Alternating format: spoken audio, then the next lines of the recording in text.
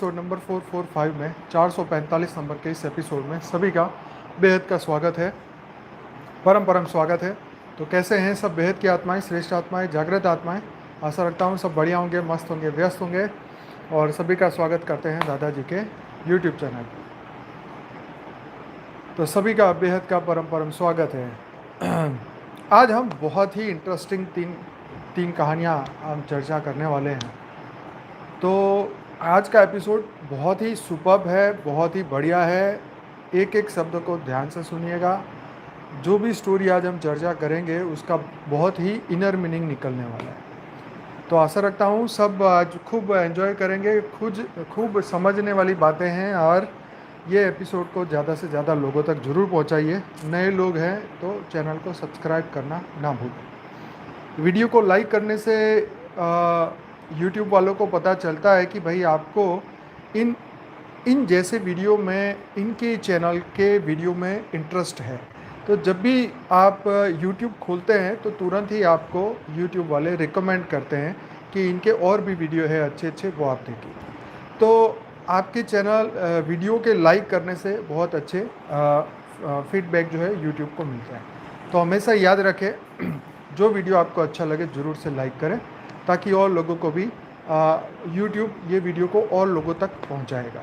तो इस बात को कभी ना भूलें। चलिए शुरू करते हैं आज का एपिसोड। कहानी थोड़ी सी लंबी भी है, बहुत इंटरेस्टिंग है। पहले हम ज्ञान की कहानी लेंगे। ययाति की बात करने वाले। ययाति कौन थे? ययाति तो उसको समझेंगे कि ययाति ये ज्ञान की कहानी है, इंटरेस्टिंग कहानी है। तो रामचरितमानस के अंदर गुरु वशिष्ठ जी भरत जी को समझाते हुए कहते हैं, राजा ययाति एक क्या कहते हैं, रामचरितमानस में एक लाइन है, तनय जजाति ही जो बनु दयऊ पीतु अज्ञा अद अजसु न भयऊ। भाई इसका मतलब समझ लो, क्योंकि ये संस्कृत है और वो मेरे को समझ में नहीं आती है। राजा ययाति के पुत्र ने पिता को अपनी जवानी दे दी। पिता की आज्ञा पालन करने से उन्हें पाप और अपयश नहीं हुआ। आखिर कौन थे ययाति? तो आइए, ययाति नाम तो कई बार सुना हुआ है, लेकिन आज उनके पीछे की ये स्टोरी भी पूरी समस्त है। तो उनके पूरे ख़ानदान में तो हम चर्चा नहीं करते क्योंकि वो ख़ानदान तो काफ़ी लंबा हो जाएगा, लेकिन उससे रिलेटेड जो बात है ययाति की वो हम डिस्कस करने वाले हैं। हमें वेदों और पुराणों में उल्लेखित ययाति के कुल ख़ानदान को याद रखना चाहिए, क्योंकि इसी से एशिया की जातियों का जन्म हुआ। ययाति से ही आगे चंद्र वंश चला, जिसमें से यदुओं, तुर्वसुओं, आनवो, दुहुओं का वंश चला। बहुत लंबा ये ययाति का जो पूरा कुल है वो पूरा बताया गया है। काफ़ी लंबा उनका वंश रहा और इन्हीं से जो है भारत के अंदर ये कहा जाता है कि जिस तरह बाइबल में याकूब ने 12 पुत्रों से इज़राइल अरबी की जाति बनी, उसी तरह ययाति के 5 पुत्रों से अखंड भारत, अफ़गानिस्तान, पाकिस्तान, हिंदुस्तान, बांग्लादेश, बर्मा, थाईलैंड आदि की जातियाँ बनी। हालांकि ययाति के 10 पुत्र थे। याकूब और ययाति की कहानी कुछ मिलती जुलती है, तो इसमें ज़्यादा नहीं जाते, सीधे अपने उसमें ही चलते हैं। पुराणों में उल्लेख है कि ययाति अपने बड़े लड़के यदु से रुष्ट हो गए थे और उसे श्राप दिया था कि यदु या उसके लड़कों को राजपद प्राप्त करने का सौभाग्य न प्राप्त होगा। तो काफ़ी सारे उसके बाद वंश चले। पुरु का वंश, यदु का वंश, तुर्वसु का वंश, अनु का वंश, द्रुहमु का वंश, तो काफ़ी चलता रहा। अब हम उनकी स्टोरी जानते हैं। ठीक है, अत्रि वंश, ठीक है, जो ब्रह्मा जी के एक पुत्र थे अत्रि। तो अत्रि के वंशजों ने ही यहूदी, यवनी और पारसी धर्म की स्थापना की थी। उन्हीं में से ईसाई और इस्लाम धर्म का जन्म हुआ था, ऐसा कहा जाता है। अत्रि वंश के राजा नुहुश के 6 पुत्र थे। याति, ययाति, सयाति, अयाति, वियाति और कृति। याति परम ज्ञानी थे तथा राज्य, लक्ष्मी आदि के विरक्त रहते थे, इसलिए राजा नहुष ने अपने द्वितीय पुत्र ययाति का राज्याभिषेक कर दिया। उल्लेखनीय है कि ययाति का नाम के एक राजा इक्ष्वाकु वंश में भी हुए हैं। उनके पिता का नाम भी नहुष था। तो उस समय बहुत पुरानी बात है, तो थोड़ी स्टोरी आपस में कहीं ना कहीं सिमिलर मिलती होगी। ययाति की कहानी, ययाति को उनके असुर दैत्य गुरु शुक्राचार्य ने वृद्ध हो जाने का श्राप दे दिया। अब ये कहानी अब शुरू होती है, अब कहानी में ट्विस्ट आता है। तो ययाति की कहानी ऐसी है कि उनके जो दैत्य गुरु थे उन्होंने उसको श्राप दिया कि तू वृद्ध हो जाए। उनके श्राप के चलते वे तुरंत ही वृद्ध होकर मृत्यु की ओर आगे बढ़ने लगे। ययाति की इस कहानी का वर्णन सभी जगह अलग अलग मिलता है, लेकिन कहानी का मूल वही है। राजा ययाति संसार के प्रति आसक्त व्यक्ति था। ये राजा का पर्सनल कैरेक्टर बता रहे हैं।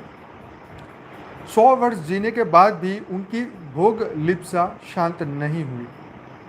कहते हैं कि उनकी 100 रानियां थी। विषय वासना से तृप्ति न मिलने पर उन्हें उससे घृणा हो गई और उसके मन में फिर से जवान बनने की अभिलाषा जागृत हो उठी। लेकिन जब उनका मृत्यु का समय आता तो वह थराने लगते हैं, डरने लगते हैं और यमराज से कुछ समय जीने की याचना करने लगे। यमराज उसे मोहलत देकर चले जाते थे। इस तरह यमराज 2-3 बार और आते हैं और अंत में ययाति को ले जाने के लिए टस से मस नहीं होते।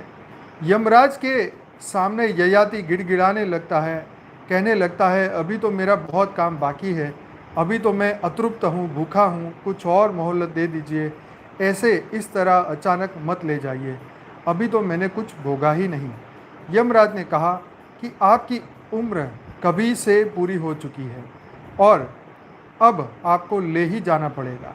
लेकिन ययाति जब बहुत गिड़गिड़ाने लगे तो यमराज ने कहा, अच्छा ठीक है, इस शर्त पर अंतिम बार आपको छोड़ दिया जाता है, वह यह कि अब तुम अपने किसी पुत्र की उम्र के बदले यहाँ कुछ और दिन रह सकते हो।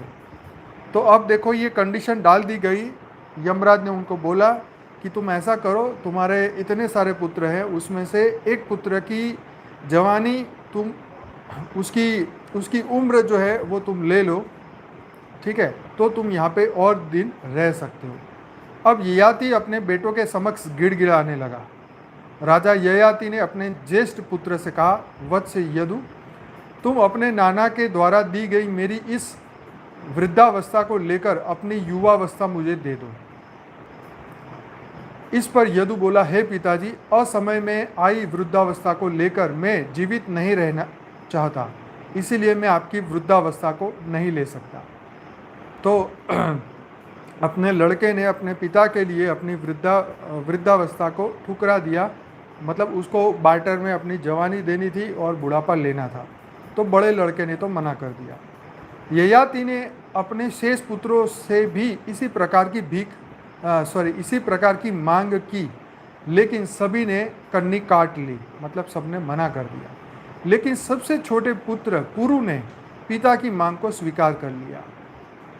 पुनः युवा हो जाने पर राजा ययाति ने यदु से कहा, तूने ज्येष्ठ पुत्र होकर भी अपने पिता के प्रति अपने कर्तव्य को पूर्ण नहीं किया, अतः मैं तुझे राज्य अधिकार से वंचित करके अपना राज्य पुरु को देता हूँ। मैं तुझे श्राप भी देता हूँ कि तेरा वंश सदैव राजवंशियों के द्वारा बहिष्कृत रहेगा। ठीक है जी, तो ये वेद पुराण में से मिला।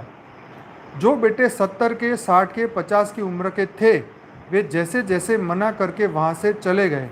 बाद में यदु, तुवर्ष और द्रुहु ने भी जब मना कर दिया, तब उसने पुरु से पूछा, पुरु मतलब बेटा था उनका, पुरु सबसे छोटा लड़का था। पुरु ने कहा, पिताश्री, मैं अपनी उम्र आपको दे देता हूँ। जब आपका मन 100 साल भोग कर भी नहीं भरा, तब मेरा कहाँ भर पाएगा। देखो कितना ज्ञानी और कितना अनुभवी था, वो क्या बोलता है अपने बाप को कि भाई तुम 100 साल जीने के बाद भी अगर तुम्हारा मन नहीं भरा तो मेरा मन भी कहाँ से भरेगा, मन तो मन ही है, ठीक है, तब मेरा कहाँ से भरेगा, तुम मुझे आशीर्वाद दो। ययाति बहुत खुश हो गया और कहने लगा कि तू तू ही मेरा असली बेटा है, ये सब तो स्वार्थी है, तुझे बहुत पुण्य लगेगा, तूने अपने पिता को बचा लिया इसलिए तुझे स्वर्ग मिलेगा। तो उसके पिता ने उसको आशीर्वाद भी दिया। 100 साल के बाद फिर मौत आई और बाप फिर गिड़गिड़ाने लगा और उसने कहा कि अभी तो कुछ भी पूरा नहीं हुआ, ये 100 साल ऐसे बीत गए जैसे कुछ पता ही नहीं चला, पल में बीत गए। तब तक उसके 100 बेटे और पैदा हो चुके थे। हाँ, पहले 100 साल में तो काफ़ी सारे बेटे थे, लेकिन जब दूसरा अवधि मिली उसमें उसके और 100 लड़के और पैदा हो चुके हैं, क्योंकि ऑलरेडी 100 तो रानियां थी और राम जाने कितनी और होगी। और तब तक उसके 100 बेटे और पैदा हो चुके थे, नई नई शादियां की थी। मौत ने कहा तो फिर मौत ने कहा तो फिर किसी बेटे को भेज दो, फिर से बार्टर सिस्टम। तो अब 200 साल पूरे हो गए, अब और 100 साल जीने के लिए अब यमराज भी पता नहीं क्या भांग खा गए थे क्या, इसको इतना मोहलत दे रहे थे, क्या सेटिंग था क्या उनका। तो फिर यमराज ने फिर कहा कि चलो किसी और बेटे की जवानी दे दो, किसी और का दे दो। और ऐसा चलता रहा। ऐसा कहते हैं कि ऐसा 10 बार हुआ। कितनी बार हुआ? 10 बार। मतलब 1000 वर्ष तक ययाति जिंदा रहे और खूब ऐश्वर्य उन्होंने भोगा। कहानी बड़ी प्रतिकर है। 1000 साल का हो गया बुढ़ा, तब भी मौत आई और मौत ने कहा अब क्या इरादे हैं। भाई धरती लोक से तो कोई ऐसे जाना नहीं जाता है, ठीक है। बुढ़ापा इसीलिए बनाया गया है कि बंदा थक के बोलता है भगवान अब तू ले जा। क्यों? क्योंकि इंद्रियां काम नहीं करती और मन की इच्छाएं खत्म नहीं होती और इंसान इच्छा पूरी ना होने के कारण दुखी हो जाता है, फिर सोचता है कि ऐसी ज़िंदगी का क्या फ़ायदा। तो इसीलिए वो कहता है कि चल भगवान तू ले ही जा। पर यहाँ तो 10 बार ऐसा हुआ, 1000 वर्ष का ये ऐसा नाटक चलता रहा। फिर अब मौत आई और उससे बोला भाई तुम्हारे क्या इरादे हैं। तो ययाति हंसने लगा। उसने कहा अब मैं चलने को तैयार हूँ। 1000 साल धरती पर रहने के बाद आप बोल रहा है कि भाई जाने को तैयार हूँ। यह नहीं कि मेरी इच्छाएं पूरी हो गई। अब वो मौत को कह रहा है ऐसा नहीं है कि मेरी इच्छाएं पूरी हो गई, इच्छाएं वैसी की वैसी अधूरी ही है, मगर एक बात साफ हो गई कि कोई इच्छा कभी पूरी नहीं हो सकती। मुझे ले चलो, मैं अब गया। यह भिक्षा पात्र भरेगा नहीं, इससे तलहटी नहीं है, इसमें तलहटी नहीं है। मतलब इस भिक्षा पात्र का कुछ अंत नहीं है, इसमें कुछ भी डालो वह खाली का खाली ही रहेगा। देखो कितनी ये सीखने वाली बात है। ये शास्त्र में जब हम बात ये चर्चा करते हैं तो यहाँ हमें सीखने को मिलता है कि देखो उस वक्त की बात है, ये उस वक्त की बात है। 1000 साल तो वो खुद जिया, अगर वो जीता है 1000 साल तो वो कौन सा समय होगा। ये मुझे तो लगता है कौन सा होगा, द्वापर या त्रेता, राम जाने कौन सा, ऐसा तो नहीं लिखा। पर उस वक्त 1000 साल तो वो खुद जिया तो भी उसका मन नहीं भरा। तो सोचो कलयुग में तो मन कैसे भरेगा इंसान का। इसको कहते हैं जीवेषणा। शरीर से बंधी हो, इच्छाओं से बंधी हो, मन से बंधी हो तो संसार और जीवेषणा सबसे मुक्त हो जाए। न संसार, न शरीर, न मन, तो जीवेषणा नहीं रह जाती। जीवन ही रह जाता है, शुद्ध जीवन, खालिश जीवन, शुद्ध कुंदन, वही निर्माण है, वही मोक्ष है। फिर से, जीवेषणा शरीर से बंधी हो, इच्छाओं से बंधी हो, मन से बंधी हो तो संसार और जीवेषणा सबसे मुक्त हो जाएं। कुछ मिसिंग है लाइन में। तो कहने का मतलब जीवेषणा, जीने की इच्छा बराबर तो वो शरीर से बंधी हुई है, इच्छाओं से बंधी हुई है, मन से बंधी हुई है, तो तब तक जो है वो मोक्ष नहीं मिलता। है। जीवन तो वही हो जो शुद्ध जीवन हो, खालिश जीवन हो, शुद्ध कुंदन की तरह हो, वही निर्वाण है, वही मोक्ष है। जब तक जीवेशना, इच्छाएं और मन में ये सब कामनाएं रहेगी, तब तक मनुष्य मोक्ष को नहीं पा पाएगा। राजा ययाति एक सहस्त्र वर्ष तक भोग लिप्सा में लिप्त रहे, किंतु उन्हें तृप्ति नहीं मिली। देखो, ये बहुत बड़ी बात है कि ययाति जैसे बड़े राजा, ये एग्जाम्पल है एक मनुष्य को समझने के लिए, आज के मनुष्य के लिए, कि आपको खुद को अपनी इच्छाओं पे फुल स्टॉप लगाना पड़ेगा।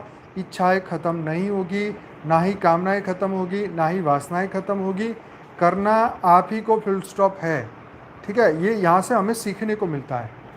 विषय वासना से तृप्ति न मिलने पर उनसे घृणा हो गई और उन्होंने पुरु की युवावस्था वापस लौटाकर वैराग्य धारण कर लिया। क्या?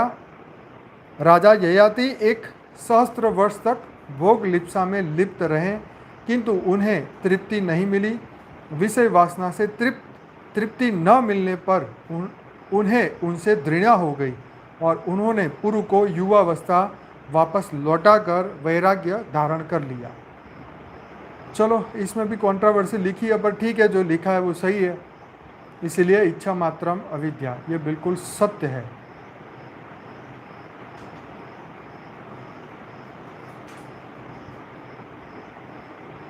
हाँ, 100 चूहे खाकर बिल्ली हज को चली, यही बात हुई। ययाति थक गया और ययाति इच्छाएं तो पूरी हुई नहीं, फिर उससे अपने आप ही इच्छा ऐसी द्रोणा हो गई, अपने मन पे ही द्रोणा हो गई, तो फिर उसने वैराग्य धारण किया। चलो, उसकी आत्मा का कल्याण हो। अब तो वो कौन से योनि में हो गए वो तो राम जाने। चलो, अब आगे बढ़ते हैं। इसी संदर्भ में एक बहुत ही सुंदर कहानी है। Human being is a never ending pot of desires. हृदय की इच्छाएं शांत नहीं होती, क्यों? अब देखो, अब आई सेकंड कहानी, उससे ही रिलेटेड, ध्यान से सुनिए। एक राजमहल के द्वार पर बड़ी भीड़ लगी थी। किसी साधु ने सम्राट से भिक्षा मांगी थी। सम्राट ने उससे कहा, जो भी चाहते हो मांग लो। दिवस के प्रथम याचक की कोई भी इच्छा पूरी करने का उनका नियम था। उस साधु ने अपने छोटे से भिक्षा पात्र को आगे बढ़ाया और कहा, बस इसे स्वर्ण मुद्राओं से भर दो। सम्राट ने सोचा, इससे सरल बात और क्या हो सकती है। लेकिन जब भिक्षा पात्र में स्वर्ण मुद्राएं डाली गई तो ज्ञात हुआ कि उसे भरना असंभव है। वह तो जादुई था। जितना अधिक मुद्राएं डालते जाएं, वह उतना ही अधिक खाली होता गया। सम्राट को दुखी देखकर फकीर बोला, न भर सके तो वैसे कह दो, मैं खाली पात्र को ही लेकर चला जाऊंगा। तो ज़्यादा से ज़्यादा इतना ही होगा कि लोग कहेंगे कि सम्राट अपना वचन पूरा नहीं कर सके। सम्राट ने अपना सारा खजाना खाली कर दिया। उसके पास जो कुछ भी था सभी पात्र में डाल दिया, लेकिन अद्भुत पात्र न भरा सो न भरा। मतलब राजा ने अपने ईगो को सेटिस्फाइड करने के लिए सब कुछ डाल दिया, लेकिन फिर भी वो नहीं भरा। तब सम्राट ने पूछा, भिक्षु, तुम्हारा पात्र साधारण नहीं है, उसे भरना मेरी सामर्थ्य के बाहर है। क्या मैं पूछ सकता हूँ इस अद्भुत पात्र का रहस्य क्या है?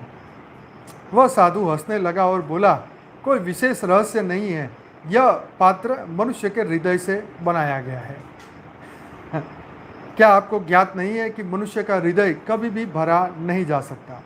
धन से, पद से, किसी से भी भरो, वह खाली ही रहेगा, क्योंकि इन चीज़ों से भरने के लिए वह बना ही नहीं है। इस सत्य को न जानने का कारण ही मनुष्य जितना पाता है उतना ही दरिद्र होता जाता है। मतलब जितने अमीर बनते जाओगे इतने ही ज़्यादा बड़े भिखारी बनते जाओगे, दरिद्र होते जाओगे, ऐसा यहाँ लिखा है। हृदय की इच्छाएं कुछ भी पाकर शांत नहीं होती, क्यों? क्योंकि हृदय को परमात्मा को पाने के लिए बनाया गया है जी। शांति चाहिए, संतृप्ति चाहिए, तो अपने संकल्प को कहिए कि भगवान की सेवा के अतिरिक्त और मुझे कुछ भी नहीं चाहिए। ठीक है, ये लाइन बड़ी गजब की है। अगर आपको शांति चाहिए, संतृप्ति चाहिए, तो संकल्प करिए और कहिए कि हे भगवान, आपके सिवा मुझे कुछ नहीं चाहिए। इसी प्रकार परमात्मा से सिर्फ उन्हें ही मांगिए, उन्हीं को मांगिए, मांगना ही है तो उन्हीं को मांगिए, तो उनका नित्य प्यार और अविनाशी ज्ञान है। बाकी सब तो शेष तो सब कुछ माया है। तो मांगना ही है तो सिर्फ परमात्मा को मांगिए, तभी उनका प्यार मिलेगा, अविनाशी ज्ञान मिलेगा। बाकी सब तो, बाकी पूरे जगत माया है। तो इस जगत में कुछ भी पाने योग्य नहीं है सिवाय के परमात्मा। बिल्कुल सही है। अब आगे चलते हैं। अब इससे भी बढ़िया स्टोरी अब आने वाली है। जैसे जैसे आर्टिकल बढ़ेगा स्टोरी और भी अच्छी होती है। पुराने ज़माने में एक शहर में दो ब्राह्मण पुत्र रहते थे। एक गरीब था तो दूसरा अमीर। दोनों पड़ोसी थे। गरीब ब्राह्मण की पत्नी उसे रोज ताने देती, झगड़ती। एक दिन 11 के दिन गरीब ब्राह्मण पुत्र झगड़ों से तंग आ गया और जंगल की ओर चल पड़ा, ये सोचकर कि जंगल में शेर या कोई मांसाहारी जीव उसे मारकर खा जाएगा और उस जीव का पेट भर जाएगा और मरने से वो रोज की झिक से मुक्त हो जाएगा। मतलब अपनी समस्याओं से उसको मुक्ति मिल जाएगी। जंगल में जाते हुए एक गुफा नज़र में आई। वो गुफा की तरफ चला। गुफा में एक शेर सो रहा था और शेर की नींद में खलल न पड़े इसके लिए हंस का पहरा लगा हुआ था। हंस जब दूर से ब्राह्मण पुत्र को आता देखता है तो चिंता में पड़ जाता है कि यह ब्राह्मण आएगा, शेर जगेगा, इसे मार के खा जाएगा। 11 के दिन मुझे पाप लगेगा, इसे बचाएं तो कैसे बचाएं। अब देखो ये हंस और कौवे की कहानी है, बहुत इंटरेस्टिंग है, ज़रा ध्यान से सुनिए। उसे उपाय सूझता है और वो शेर के भाग्य की तारीफ करने लगता है। ओ जंगल के राजा, उठो, जागो, आज आपके भाग्य खुल गए हैं। 11 के दिन खुद विप्रदेव आपके घर पधारे हैं। जल्दी उठे और इन्हें दक्षिणा दे रवाना करें, आपका मोक्ष तो हो ही जाएगा। ये दिन दोबारा आपके जीवन में शायद ही आएगा, आपको पशु योनि से छुटकारा मिल जाएगा। तो देखो क्या मस्त कन्वर्सेशन है दोनों की। शेर ने धाड़ मार के उड़ गया शेर। उसकी बात हंस की बात उसे सही लगी और पूर्व में शिकार, मतलब उसने पहले जो मनुष्य को मारा था उसके कुछ गहने पड़े थे। शेर ने उस गहने को ब्राह्मण के पैरों में रख दिया। शीश नवाता है, जीभ से उनके पैर चाटता है। तो हंस ब्राह्मण को इशारा करता है कि विप्रदेव, ये सब गहने उठाओ और जितना जल्दी हो सके वापस घर चले जाओ। ये शेर है, कब मन बदल जाए कुछ पता नहीं है। ब्राह्मण बात समझता है, घर लौट जाता है। पड़ोसी अमीर ब्राह्मण की पत्नी को जब सब पता चलता है तो वो भी अपने पति को जबरदस्ती अगली 11 को जंगल में उसी शेर की गुफा की ओर भेज देती है। अब देखो अब क्या हुआ। अब शेर का पहरेदार बदल गया था। नया पहरेदार था कौवा। अब हंस तो चला गया, कौवा आ गया। जैसे कौवे की प्रवृत्ति होती है वो सोचता है बढ़िया है, ब्राह्मण आया, शेर को जगाऊं। शेर की नींद में खलल पड़ेगी, गुस्सा आएगा, ब्राह्मण को मारेगा तो कुछ मेरे भी हाथ लगेगा, मेरा भी पेट भर जाएगा।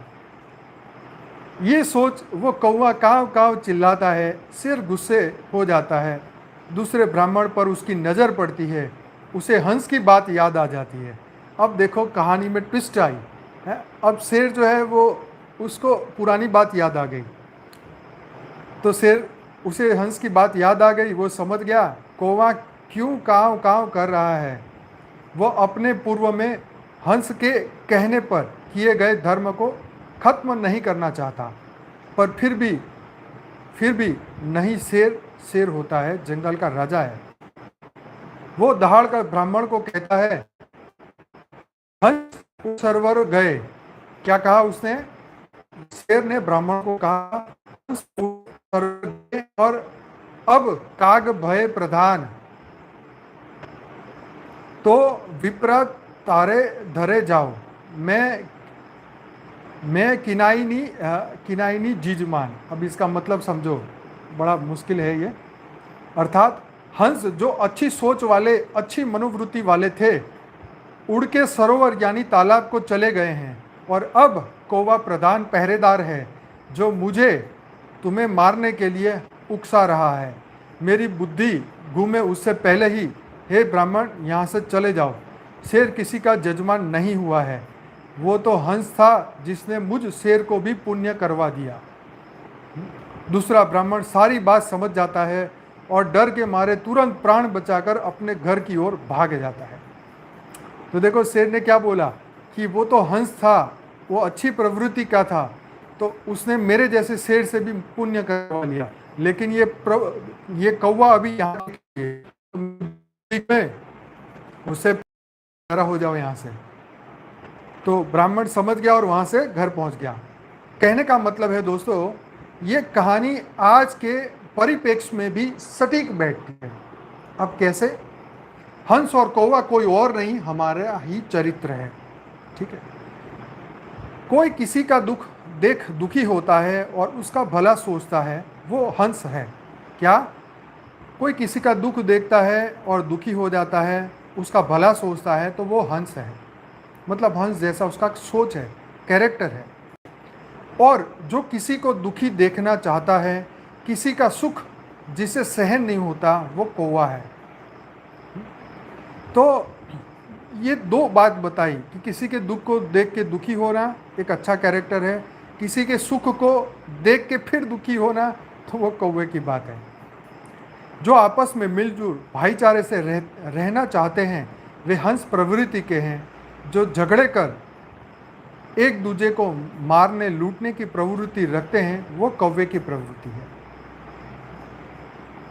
स्कूल या ऑफिसों में जो किसी के साथ कर्मी की गलती पर अफसरों को बड़ा चढ़ा के बताते हैं, उस पर कार्यवाही को उकसाते हैं, वे कौवे जैसे हैं। और जो किसी के साथ कर्मी की गलती, सहकर्मी के साथ गलती पर भी अफसर को बड़ा मन रख माफ़ करने को कहते हैं, वह हंस प्रवृत्ति के हैं। अपने आसपास छुपे बैठे कौवे को पहचानो, उनसे दूर रहो, और जो हंस प्रवृत्ति के हैं उनका साथ करो। इसी में सबका कल्याण छुपा हुआ है। तो ये तो कहानी बहुत ही बढ़िया थी। यस, वसुदेव कुटुंबकम, सबका कल्याण हो, पूरी दुनिया का कल्याण हो, हर जीव का कल्याण हो, सभी मनुष्यों का कल्याण हो, हद और बेहद की तमाम आत्माओं का कल्याण हो। अब आइए आखिरी हमारी ये स्टोरी है, इसको सुनते हैं। ये भी बहुत इंटरेस्टिंग है, ध्यान से सुनिए। जरा पहचानो तो ईश्वर को। क्या टाइटल है? जरा पहचानो तो ईश्वर को। देखो ईश्वर का दर्शन क्या विलक्षण है। कहीं छिपा हुआ नहीं है ईश्वर। ईश्वर बिल्कुल प्रकट है। हमको अपने बचपन की याद है, एक महात्मा के पास हम लोग जाते थे गंगा किनारे। वह सिद्ध माने जाते थे, जाने पर गाली भी देते थे। एक व्यक्ति उनके पास आया। हम लोग वहीं थे कि काहे के लिए आए हो, क्या काम है? हम भगवान का, ईश्वर का दर्शन करना चाहते हैं। अब उन सिद्ध महात्मा ने गाली देना शुरू कर दिया। वह बैठ गया, बोला मैं तो ईश्वर के दर्शन के बिना जाऊंगा नहीं यहाँ से। 1 दिन, 2 दिन, 3 दिन, 4 दिन बैठा रहा, बिना खाए बिना पिए। वह गंगा जी का किनारा, वह मैदान। फिर तो बाबा ने उठाया डंडा, बोले भाग जा यहाँ से। जितना ईश्वर तुमको दिखता है उसकी क्या पूजा तूने की है, क्या सत्कार्य किया है, उसकी कौन सी आराधना की है कि जो नहीं दिखता है, वह अब तेरे सामने दिखने को आवेगा?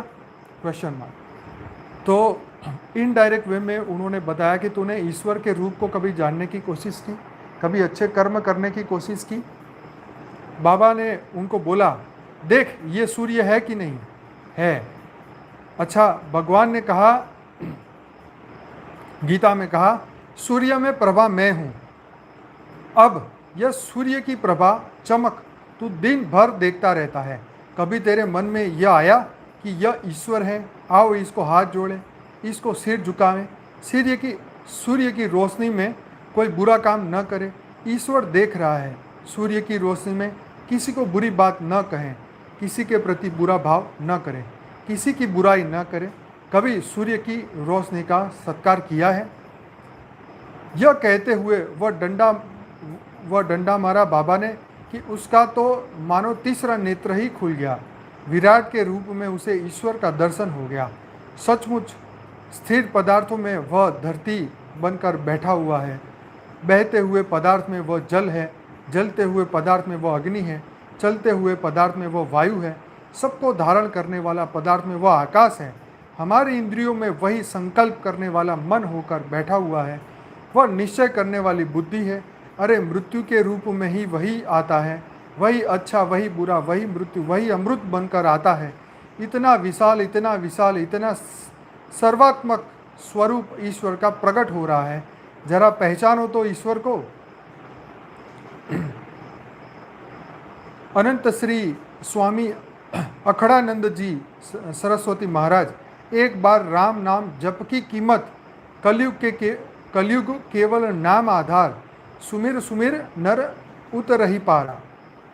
तो अब जो है वो राम नाम की कीमत समझा रहे हैं। अब ये जो बात है वो बड़े ध्यान से सुनना कि एक राम नाम की कीमत क्या हो सकती है, उस राम नाम से क्या प्राप्ति हो सकती है। ये उस वक्त की बात बता रहे हैं जब भक्ति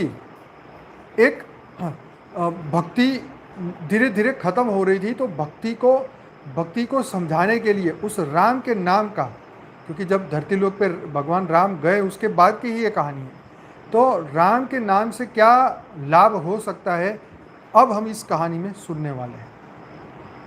कलयुग में तो भगवान का सिर्फ नाम लेने से ही जातक भव सागर को पार कर जाता है, यानी कलयुग में भगवान का नाम लेने मात्र से भी दुख दूर हो जाते हैं।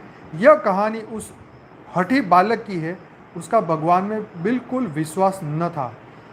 इस छोटी सी उम्र में बच्चे को नास्तिक होते हुए उसके पिता ने किसी विद्वान पंडित से इस विषय पर चर्चा करते हुए उनसे आग्रह किया कि वे बच्चे के मुख से किसी तरह भगवान का नाम बुलवाएं। पिता के आग्रह पर पंडित जी ने उनके घर पर पूजा पाठ का आयोजन किया। पूरे 3 दिन तक घर पर पूजा होती रही, किंतु बच्चे ने स्वयं को कमरे में बंद कर लिया और सबके बुलाने पर भी बाहर नहीं आया। पिछले जन्मों में खूब नास्तिक रहा होगा, तो इसीलिए ये हालत थी उसकी। पंडित जी ने पूजा पाठ को संपन्न किया, घर पर ही बच्चे के बाहर आने का इंतज़ार किया।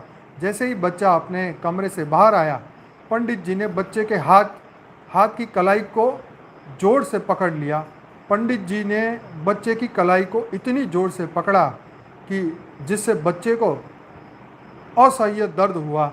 बच्चे के मुख से अनायास ही निकल गया, हे राम मुझे बचाएं। ये शब्द निकल गया। पंडित जी ने बच्चे का हाथ छोड़ते हुए बच्चे के पिता से कहा, आपके बच्चे ने भगवान का नाम लेना सीख लिया है। इसी बीच बच्चे ने कहा, आज तो मेरे मुख से यह नाम निकल गया, आज के बाद ऐसा कभी नहीं होगा। इस पर पंडित जी ने बड़े विनम्र भाव से कहा, पुत्र अब तुम भविष्य में चाहे राम का नाम लो या नहीं, किंतु एक बात का ध्यान रखना, आज जो तुमने राम का नाम लिया है भूल कर भी इसकी कीमत मत लगाना। क्या कहा? आज तूने भूल कर भी जो राम का नाम ले लिया है, गलती से भी ले लिया है, अब इस राम के नाम की कीमत मत लगाना। ये बात दिमाग में डाल ले, इस राम के नाम को कभी बेचना मत। ऐसा कहकर पंडित वहाँ से चले गए।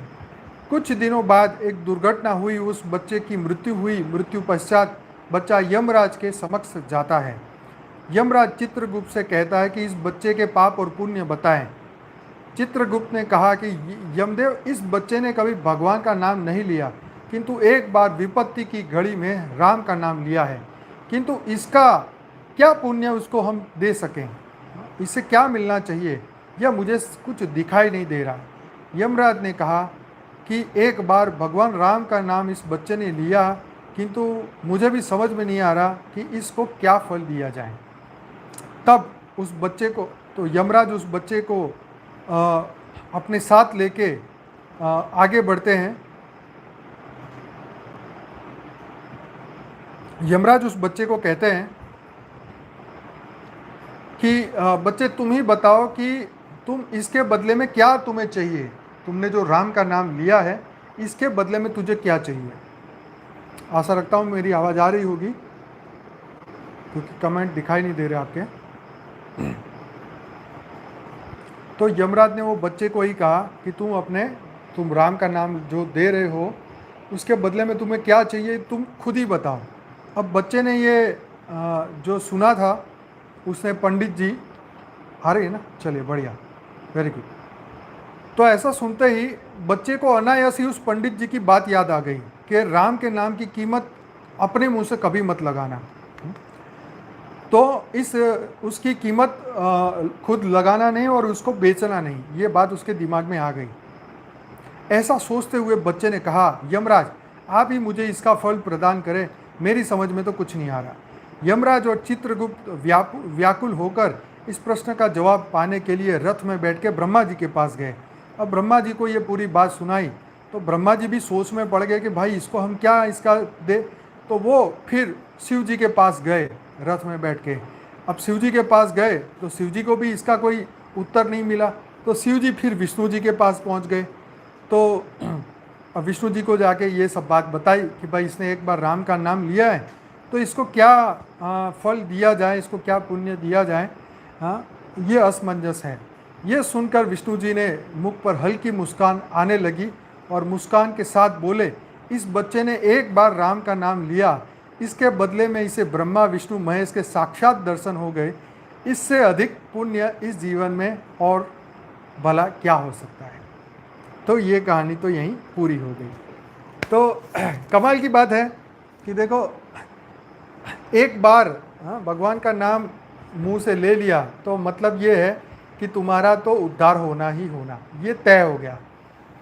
तो देखो, इसीलिए हर जीव ने कहीं ना कहीं किसी ना किसी भाव से कभी ना कभी एक बार तो भगवान को याद किया ही होगा, चाहे भगवान को गालियाँ दी हो, चाहे कुछ भी किया हो। तो हाँ, यस, वो अजामिल की तरह, क्या था वो अजामिल का, हाँ, तो राम का नाम देने से उसको तीनों ब्रह्मा विष्णु शंकर की दर्शन हो गए। तो देखो, ये कहानियाँ इसलिए होती हैं कि हमें नाम का महत्व पता चले। तो इसीलिए हमें अपने कर्म भी देखो, यहाँ हमें सीखने की बात ये है, स्टोरी सिंपल है लेकिन हम जो कर्म कर रहे हैं हमें इसके बदले में कुछ मांगना नहीं चाहिए भगवान से, ठीक है। क्योंकि भगवान तुम्हें उस कर्म का क्या फल देने वाले हैं वो तुम नहीं जानते हो। इसीलिए तो गीता में कहा ना कि तू बिना निष्काम होके, इच्छा के बिना, फल की इच्छा के बिना तू कर्म कर, फल मैं दूंगा तुझे, अपने समय पे दूंगा। तो इसीलिए हमें बार्टर सिस्टम नहीं करना चाहिए। भगवान मैंने इतना दान किया, मैंने इतना अच्छा पुण्य कर्म किया, मेरा ये काम करवा दो, मैं इतना प्रसाद चढ़ाता हूँ, मंदिर में इतना दान देता हूँ, गरीबों को इतना खिलाता हूँ। तो नहीं, कभी भी अपने कर्म का कोई कीमत मत लगाओ। जो हम कर रहे हैं वो सीधे परमात्मा को ही समर्पित है, विश्व कल्याण के लिए है, इसकी कोई कीमत मत लगाओ। कभी ये मत सोचो कि इससे मुझे परम पद मिल जाए, मैं गोलोक चला जाऊँ, विष्णुपुरी चला जाऊँ, परमधाम चला जाऊँ, मुझे शिवत्व मिल जाए, मैं शिव समान बन जाऊँ, महाशिव बन जाऊँ, परम महाशिव बन जाऊँ। ये सोचना नहीं है, हमारा काम ये नहीं है, ज्ञानियों का कार्य ये नहीं है। ये तो भक्ति मार्ग में ये स्टोरियाँ इसलिए बताया करते थे कि लोग राम का नाम लेना शुरू करें। क्योंकि देखो ना, जो लोग ज्ञानी नहीं है, जो लोग भक्ति में भी नहीं है, जो नास्तिक लोग हैं, उनको कुछ ना कुछ तो प्रलोभन देना होगा ना। तो ये प्रलोभन वाली बात है, लेकिन है सत्य कि राम के नाम से ही इस कलयुग के अंदर तो नाम का ही आधार है। तो आज भी देखो, उसके नाम लेते ही शांति तो मिल ही जाती है। तो चलिए, हमारी आज की ये सभी स्टोरी पूरी हुई और बहुत अच्छी स्टोरियाँ थी। मुझे खुद को भी बहुत अच्छी लगी, आपको भी बहुत अच्छी लगी होगी। तो ज़रूर से इस वीडियो को लाइक करना, शेयर करना और जहाँ जहाँ पहुँचा सको ज़रूर पहुँचाना, लोगों तक पहुँचाना, उनका भी कुछ कल्याण हो जाए। देखो, अच्छी बात करने वाले लोग तो अब बहुत कम है, अच्छी बातें कोई करता नहीं है। शास्त्र को सब मजाक समझते हैं, इसको दंत कहानियाँ कही जाती है। पर अब समय आया है, अब बदलाव का समय आया है।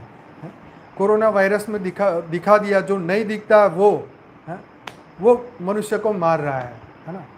एक व्यक्ति बोलता है मुझे तो वायरस दिखता नहीं, तो मैं तो कोई इसकी दवाई लेने वाला नहीं हूँ, ठीक है, मुझे तो आंखों से दिखाई देगा तभी मैं उसे मानूंगा, है ना।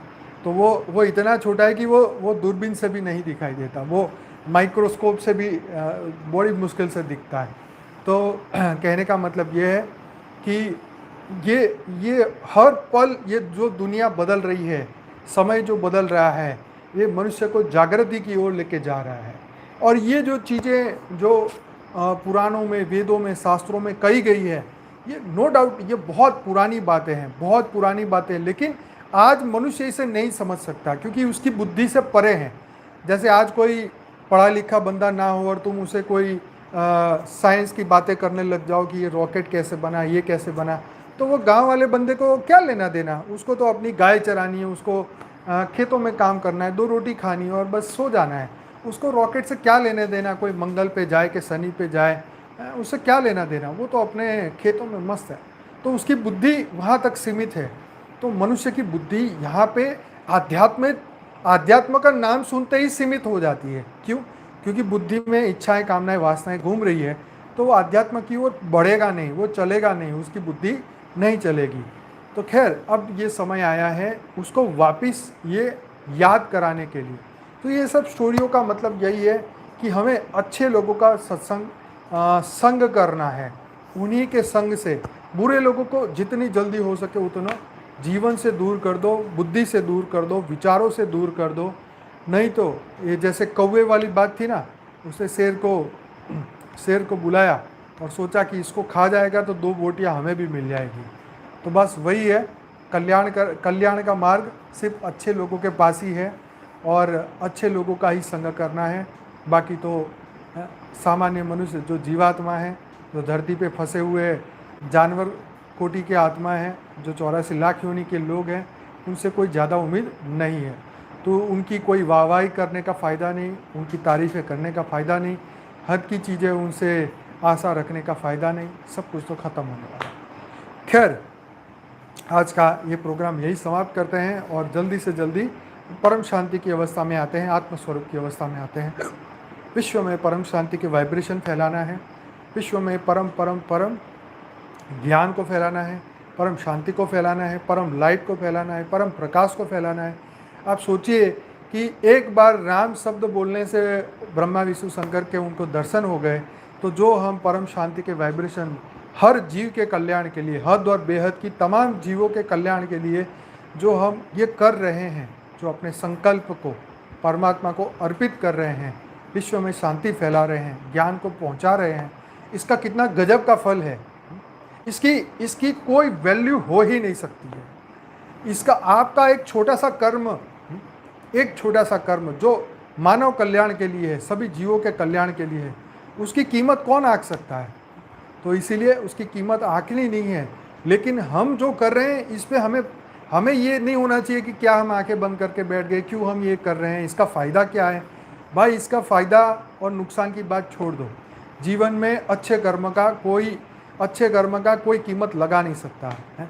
तुम जैसे व्यक्ति के संपर्क में पहुंच जाओगे तब तुम्हें पता चलेगा कि वो तुम्हें कहां से कहां पहुंचा सकता है।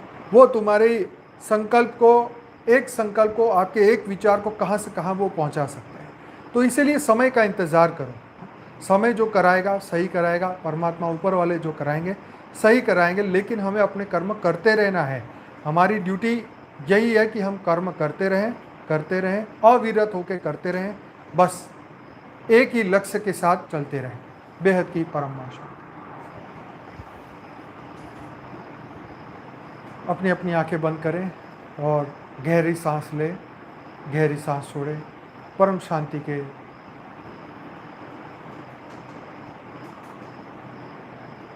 वाइब्रेशनों को पूरे घर में फैलाएं। अपने अंदर परम शांति के वाइब्रेशन को स्थूल, सूक्ष्म, कारण, महाकारण शरीर में फैलाएं।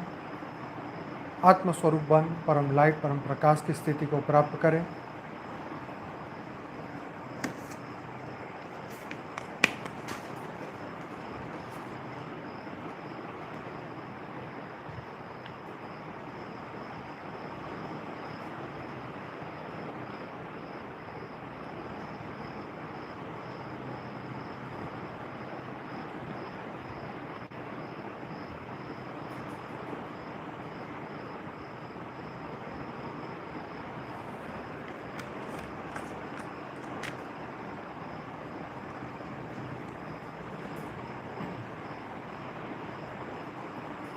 विश्व में परम परम परम शांति हो रही है। सभी बेहद की आत्माएं, दिव्य आत्माएं, जागृत आत्माएं संकल्प करें, मैं बेहद की परम परम परम महान आत्मा हूँ, दिव्य आत्मा हूँ, जागृत आत्मा हूँ, परम लाइट, परम प्रकाश की आत्मा हूँ। मेरा अस्तित्व परम प्रकाश, परम लाइट का है। मैं ही उस पर ब्रह्म समान परम लाइट और परम प्रकाश की आत्मा हूँ।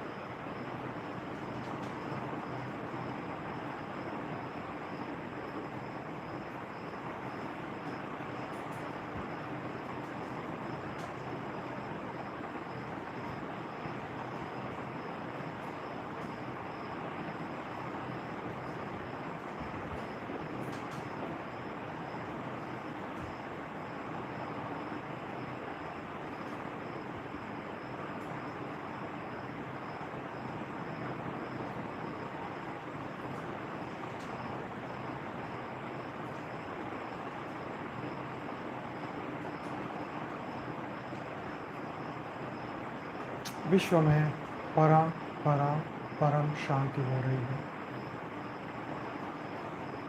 हमारा संपूर्ण शरीर, संपूर्ण ओरा परम प्रकाश, परम लाइट का बन चुका है। संपूर्ण प्रकाश पूरे वायुमंडल में फैल रहा है। बेहद की कला के परम धाम से बेहद की परम प्रकाश, बेहद की परम परम लाइट हम सब के अंदर आ रही है। हम सभी के अंदर परम परम परम शांति हो रही है।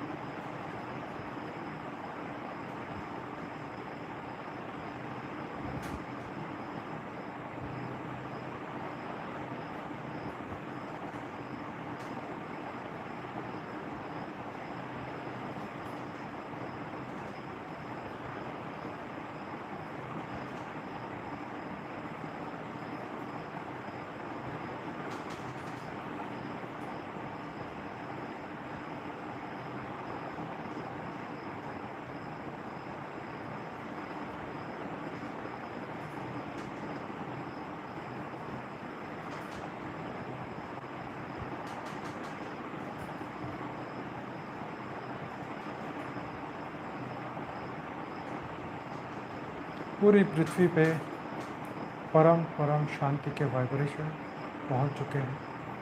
परम लाइट, परम प्रकाश पूरी पृथ्वी पे आ चुका है। संपूर्ण पृथ्वी प्रकाश से भर गई है, लाइट से भर गई है। चारों ओर परम परम परम शांति हो रही है। बेहद के बेहद की परम परम परम महाशांति है, महाशांति है, महाशांति है।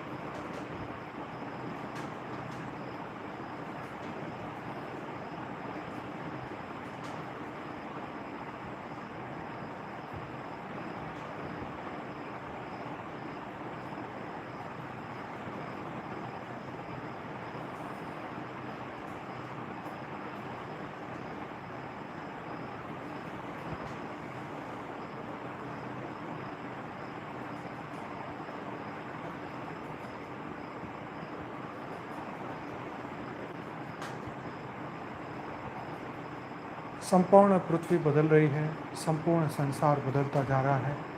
दिव्य आत्माएं जागृत हो रही है, 33 कोटि देवताएं जागृत हो रहे हैं। परम लाइट, परम प्रकाश चारों ओर फैल रहा है। सभी महान आत्माएं पावरफुल बनती जा रही हैं। सभी आत्माएं, सभी की आत्माएं जागृत होती जा रही हैं। हर पल, प्रति पल सबके अंदर परम प्रकाश, परम लाइट पूरे संसार में फैलता जा रहा है। जैसे एक सूर्य से पूरा संसार, पूरी पृथ्वी प्रकाशित हो जाती है, अन्य ग्रह भी, अन्य प्लेनेट भी प्रकाशित हो जाते हैं, वैसे ही सभी बीज रूप आत्माएं स्वयं प्रकाशित है। खुद के प्रकाश से विश्व में प्रकाश फैला रहे, विश्व में परम शांति फैला रहे हैं, विश्व में परम लाइट फैला रहे हैं। चारों ओर परम पॉजिटिव शक्तियां फैला रहे हैं।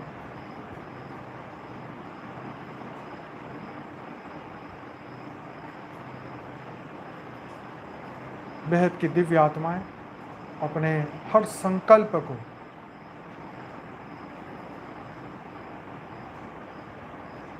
प्रकाशित होता हुआ देखें, परिपूर्ण होता हुआ देखें। परम शांति के वाइब्रेशन पूरे समस्त पृथ्वी पे पहुंच चुके हैं। पूरा वायुमंडल परम लाइट, परम प्रकाश से भर चुका है। दिव्य एनर्जी समस्त पृथ्वी लोक पे आ चुकी है। पूरी पृथ्वी सभी नेगेटिव एनर्जी से मुक्त हो चुकी है। सभी दिव्य आत्माएं जागृत हो चुकी है। सभी जागृत होते जा रहे हैं।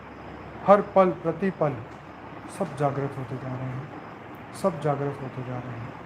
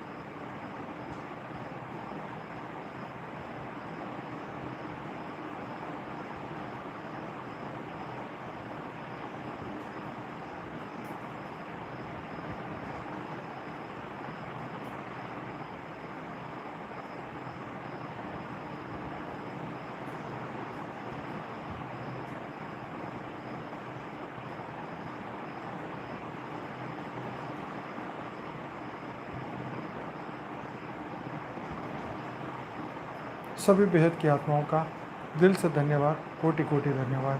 बेहद की परम शांति, बेहद की परम शांति।